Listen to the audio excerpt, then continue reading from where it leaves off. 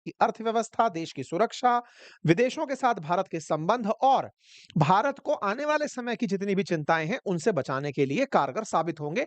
उनके इन विजन में क्या है प्रोग्रेसिव थॉट, उसके बारे में जिक्र होगा।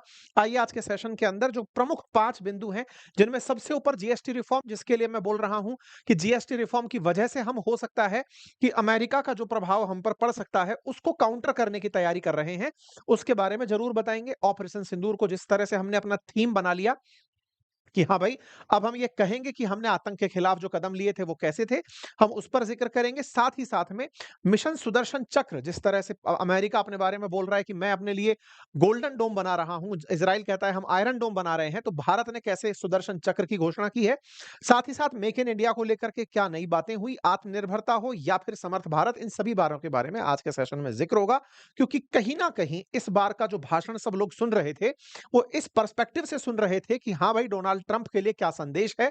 जिस तरह से भारत का अमेरिका और रूस के रिश्तों के बीच में जिक्र हो रहा है, उनके रिश्तों में हमारा जिक्र होना किस तरह से हमको असर डाल रहा है, उन सब के बारे में आज के सेशन में जिक्र। लेकिन हाँ, इंडिपेंडेंस डे के अवसर पर हमारे द्वारा चालू की गई सेल, वो आप लोगों के लिए अगले 24 घंटे उपलब्ध है। आप उसे चाहें तो एक्सेस कर सकते हैं अपनी पाठशाला एप्लीकेशन पर और बातें बाजार की एप्लीकेशन पर।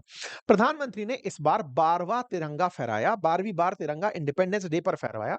वो इस समय 103 मिनट का भाषण दिए। ये उनका अब तक का दिया गया सबसे लंबा भाषण था।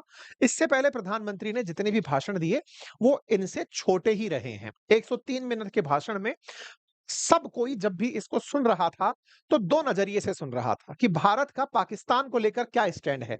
क्यों? क्योंकि जिस तरह से पाकिस्तान को अमेरिका का साथ मिला है इन दिनों, ऑपरेशन सिंदूर के बाद अमेरिका के द्वारा पाकिस्तान के साथ जिस तरह से बर्ताव किया जा रहा है, ये माना जा रहा है कि भारत के ऊपर सिंधु जल को लेकर के हो सकता है दबाव बनाया जाए।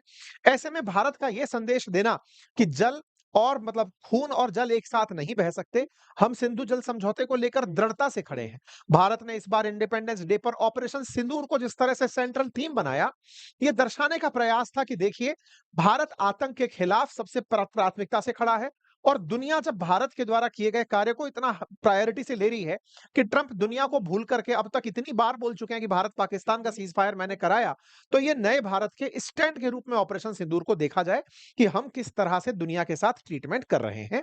भारत ऑपरेशन सिंदूर को शुरुआत में जब किया था, तब तो लोगों ने सोचा था इतना ज्यादा इसकी बात चर्चा करने की क्या आवश्यकता है।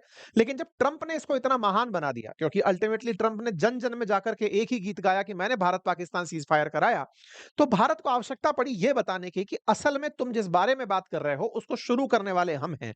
दैट इज ऑपरेशन सिंदूर। तो ऑपरेशन सिंदूर हमारे लिए कितना मायने रखता है, जब ट्रंप